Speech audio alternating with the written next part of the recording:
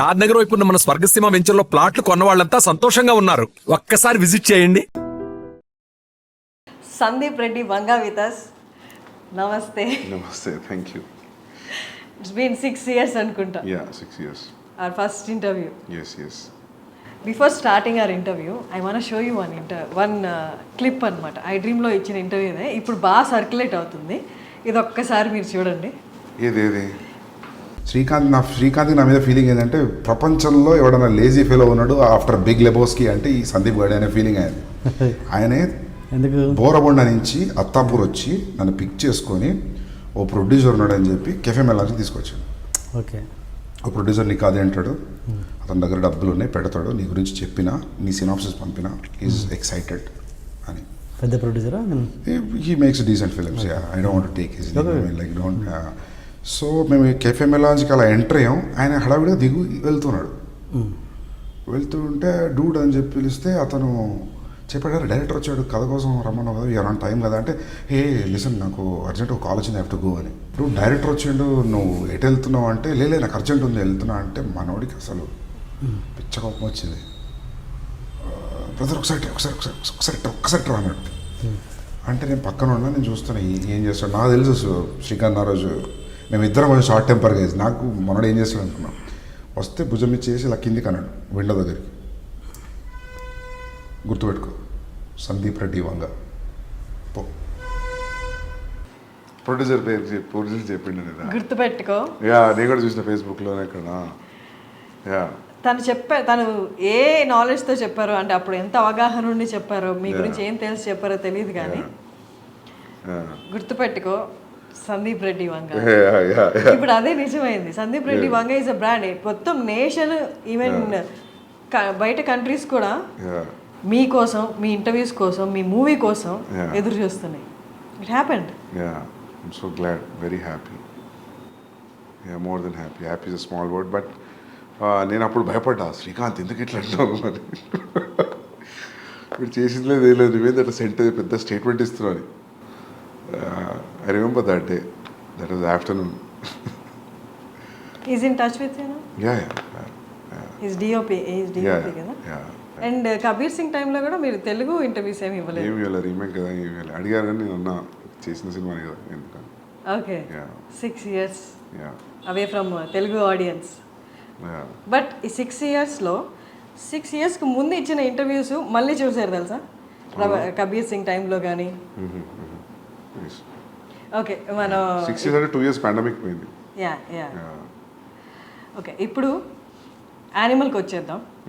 Animal trailer చూసారు, ఇంత buzz create అయింది.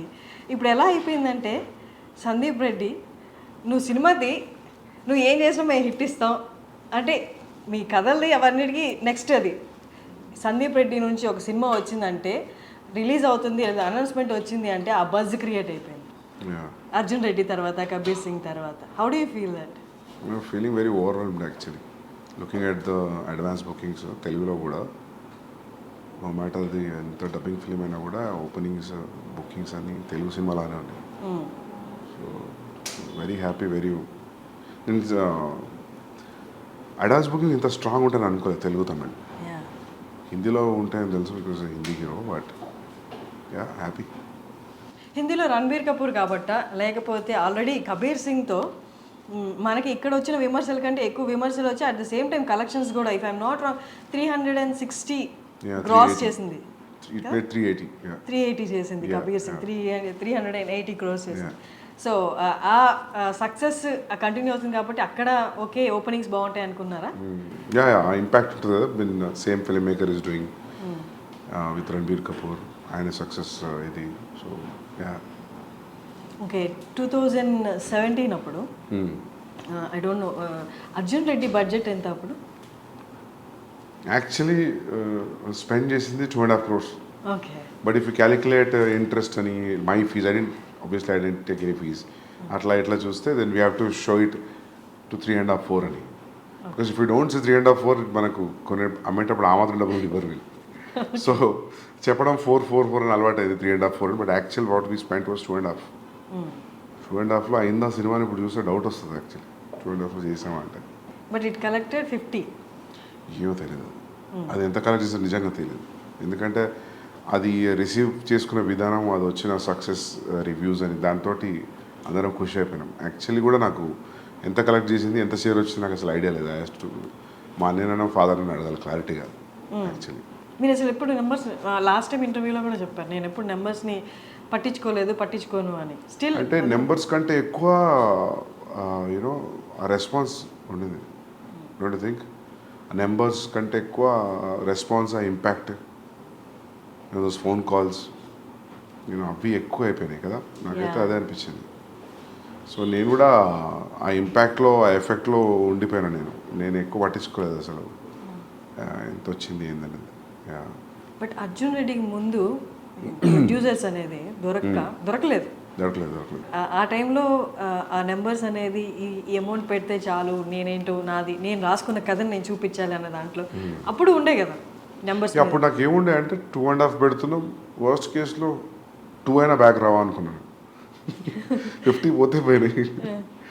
అట్లీస్ట్ మనం అనుకున్న సినిమా చేసినాము. At least people, producers will know, anybody who want to invest on me, they know that I know the craft అని. So yeah. Was it total your brother's money? Yeah, my brother's money, my father's money. Yeah. Okay. So Arjun Reddy, almost 2.5, 4 pedte, it collected around 50. And Kabir Singh, నాకు budget ఎంతో 36 పెడితే 380. Yeah. 380. 2019 Kabir Singh release అయింది. 2019 తర్వాత మీ movie అని కాదు, ప్రతి మూవీకి numbers మారిపోయాయి. ఇప్పుడు ఎవరు 500 అబో 1000స్లోనే మాట్లాడుతున్నారు బడ్జెట్ కలెక్షన్ అనేది. అంటే వన్స్ పాండమిక్ తర్వాత నెంబర్స్ అన్ని డ్రాస్టిక్గా చేంజ్ అయిపోయాయి. ఇప్పుడు ఎవరు 1000 కంటే తక్కువ ఆలోచించట్లేదు, అండ్ పాన్ ఇండియా గురించి ఆలోచిస్తున్నారు. యానిమల్ రిలీజ్ అవుతుంది December 1st. అర్జున్ రెడ్డికి, కబీర్ సింగ్కి ఇప్పటికి నెంబర్స్ ఏమనుకుంటున్నారు? నెంబర్ ఎక్స్పెక్ట్ ఎంత చేస్తున్నారు? చూడాలి ఎంత చేస్తామో. But they are saying advance bookings చూసి first day only in Hindi it will be more than 50 అంటున్నారు. But first day in Hindi, only Hindi more than 50, that too only India. That's a crazy number, biggest number. So చూడాలి. So 3-4 డేస్లో తెలుస్తుంది అంటారు మామూలుగా. First 3 డేస్లో where it's going to stand and so let's see. ఇప్పుడు మీ అన్నే కాదు ప్రొడ్యూసర్, భూషణ్ గారు కూడా ఉన్నారు. మీ సెకండ్ ఫిలిం కూడా భూషణ్ గారే కదా. సో అంటే ఎక్స్టర్నల్గా ప్రొడ్యూసర్స్ ఇన్వాల్వ్ అయినప్పుడు they make you SIT in the discussions కదా, ఇట్లా నెంబర్స్ గురించి మాట్లాడుతున్నప్పుడు. అప్పుడు వాళ్ళు క్యాలిక్యులేట్ చేసుకుంటారు. ఎక్కువ ఉంది 1000 అందరికి ఎక్కువ ఉంది. అందరికి 600, 700, 800 అంటున్నారు.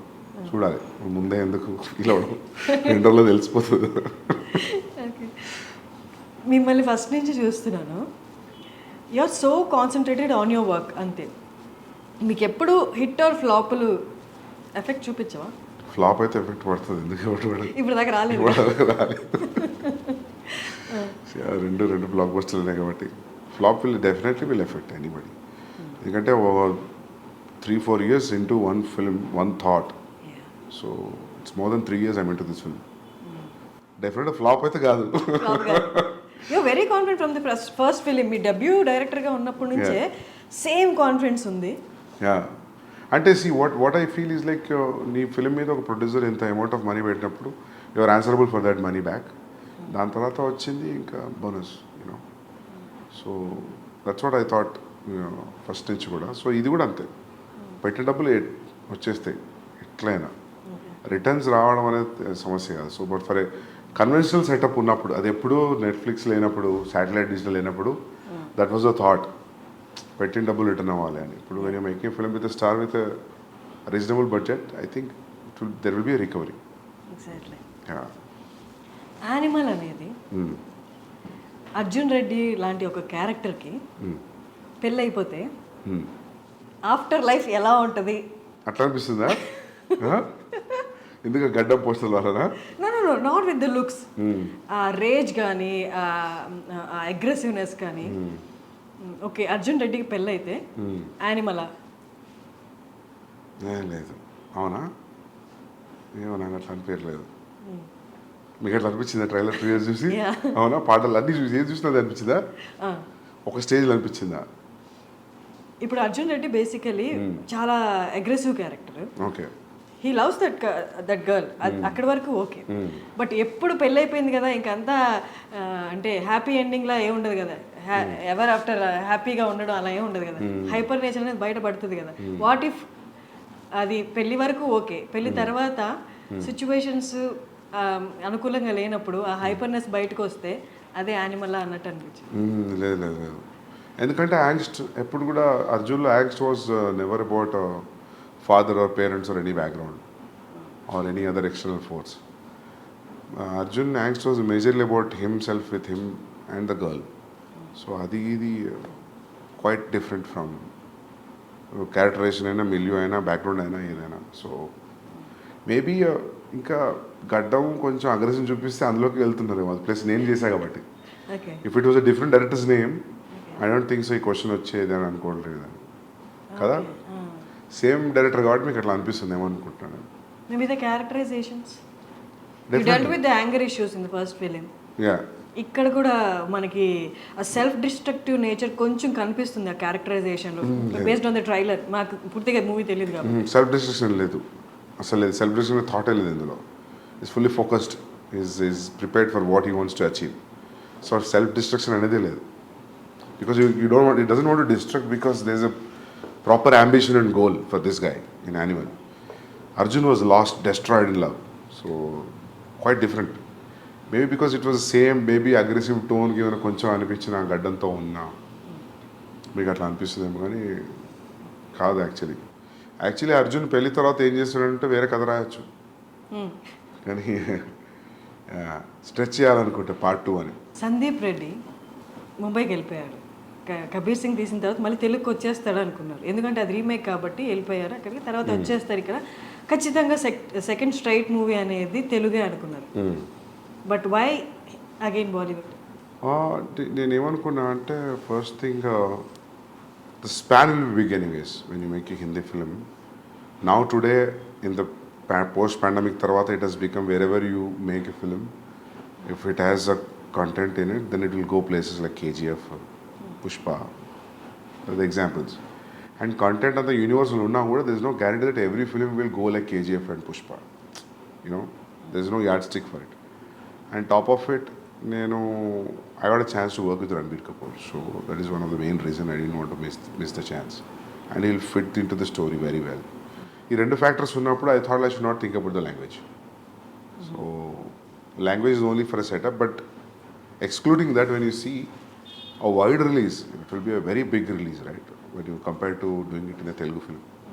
But నేను స్టార్ట్ పెట్టినప్పటికీ నేను ఇప్పుడు అయిపోయి రిలీజ్ అయ్యే వరకు స్టాటిస్టిక్స్ మారిపోయాయి. Because KGF 2, Pushpa 2, so Pushpa 1. So ఇప్పుడు ఇట్లానే ఉండేదా if at all any Telugu star would have done? So ఇదంతా hypothetical thought and question, so we never know. Ideally, one striking thing was like Ranbir Kapoor liked the story and I'm seeing him throughout the story, then that's it. So he said, అంటే అతని land is Hindi కదా, so happens to be Hindi cinema. Animal కోసం రణబీర్ కోసం Animal? Animal is a subject. It can be done in any language. If a guy, actor from Hindi cinema got a chance and he liked it, so it happened to be in Hindi. So ideally, I don't feel it has a language because it's father and son story. It can be set in any language. So ఆ language barrier లేదు కాకపోతే హిందీ యాక్టర్తో చేసాం అంతే. ఇప్పుడు మొగ్లాజం ఉంది for example, మొగ్లాజం హిందీలో చేయాలి, తెలుగులో కుదరదు, అక్బర్ స్టోరీ అది. సో అట్లా ఏం లేదు దీనికి, it could have done in any language. అందుకే we're dubbing it in all languages. Ranbir ఒక ఇంటర్వ్యూలో, నేను చూసిన ఇంటర్వ్యూస్లో ఒక ఇంటర్వ్యూలో చెప్పారు, he is so original, Sandeep is so original, he takes instances from his life and makes films అని చెప్పారు. సో యానిమల్లో నో జనరల్లీ అది ఎందుకన్నానంటే మనం ఏదైనా చెప్పేటప్పుడు I give examples about this is what I saw somewhere, this is what I saw and this are the repercussions. So that's why I felt that day, so I thought this will be a nice scene. When I give examples like that, so ఆయనకు అనిపించి ఉంటుంది. So I draw so many things from my real life అని. So but as a story there is no relation between what he's happened with Animal character in the film and for me. So మీకు మీ ఫాదర్కి ఉన్న scenes ఏమి సినిమాలో లేవా? లేవు. అసలు లేదు, నాకు ఫ్యామిలీ యాంగ్స్ట్ ఏం లేదు. నాకు చాలా supporting parents, father mother. So నాకు ఎప్పుడు నా యాంగ్స్ట్ అంతా హై స్కూల్ కాలేజ్. సో నాకు ఫ్యామిలీ లైఫ్లో యాంగ్స్ట్ ఏం లేదు. హై స్కూల్ కాలేజ్లో ఏముంది? జనరల్ ఇవే గొడవలు, హెచ్ఓడితో ఇష్యూస్ అవి ఇవి. సో ప్రతి ఒక్కరికి యాంగ్స్ట్ ఒక ఏరియాలో డిసైడ్ అవుతుంది కదా. So that for me I think it's high school and college. So it's I can write a story on that if I want about how ఒక పర్సన్కి యాంగ్స్ట్ ఎలా స్టార్ట్ అవుతుంది when he has a happy family also. I feel like we human beings speak angst at one particular point. We need to kada smoothగా ఉంటే I don't think so how things will work. How interest you have in life. ఎంతో కొంత drama ఉండాలి కదా. సందీప్ రెడ్డి వాంగకి చాలా ఇంటర్వ్యూస్లో చెప్పారు anger issues Sandeep రెడ్డికి కూడా ఉన్నాయి అని. యాంగర్ ఇష్యూస్ స్కూల్లో హై స్కూల్లో ఉన్నాయి, హెచ్ఓడి దాకా వెళ్ళి గొడవలు అయినప్పుడు ఆబ్వియస్గా ఎంత పాజిటివ్ పేరెంట్స్ అయినా దే షో యాంగర్ చూపిస్తారు కదా, ఎందుకు ఈ గొడవలు, ఏంటి నీ ప్రాబ్లం ఏంటి అని. అప్పుడు కూడా ఇంట్లో వాళ్ళు మీ మీద No, when you have a reason for why people are around you or reacting in a way, I'm a very reasonable guy that way. I think like why this energy is coming from and where it is coming from. So unnecessary angst లేదు. అందుకే ఆ dialogue రాసిన కావచ్చు అర్జున్లో, I'm not a rebel without a cause అని.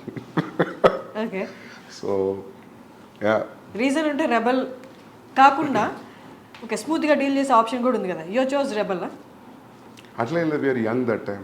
High school college అంటే ఇప్పుడు అంత ఆలోచన ఎందుకుంటుంది. ఓకే లైఫ్లో మీరు అన్నట్టు అందరు గ్రో త్రూ అవుతారు. ఇలాంటి మీరు చెప్పిన యాంగ్స్ట్ ఆ కైండ్ ఆఫ్ సిచ్యువేషన్స్లో ఉంటారు. They experience that angst as you said. But most of the film makers, directors మీరు చూసిన కోణంలో కొన్ని లైఫ్ ఆస్పెక్ట్స్ని వాళ్ళు చూడలేదా? చూసినా దాన్ని టేకప్ చేసుకొని దాన్ని ఒక మూవీలా మనం ప్రొలాంగ్ చేసి చూపించవచ్చు అన్నది మిస్ అయిందా? What is your opinion? I don't know because someone said there are only 5 stories or 4 stories in the world. So it's all point of view now, right? For example, if you ask me what is the story in Arjun Reddy అంటే ఏముంది, కాలేజీలో ఒక అబ్బాయి అమ్మాయి కలిసారు, విడిపోయారు, మళ్ళీ కలిసారు. How you see it makes it entirely. Even animal కూడా a kid wants to spend time with his father. చిన్నప్పటి నుంచి ఫాదర్కి సరిగ్గా కుదరట్లేదు. ఇప్పుడు there is always a estranged wall between them. And ఏముంది కూర్చొని మాట్లాడుకుంటే అయిపోయింది కదా అంటే అయిపోయింది, అది కుదరలేదు. So how I see it when there is a estrangeness between son and father and extremely one guy can go to what extent అంటే ఒక ఫ్యామిలీలో ఒక వ్యక్తి ఎంత ఎక్స్టెంట్ వెళ్ళగలుగుతాడు అనేది ఉంటే ఎలా ఉంటుంది అని కథ ఆలోచించినప్పుడు, స్టోరీగా చెప్తే ఎలా ఉంటుంది అన్నప్పుడు then I thought started writing this.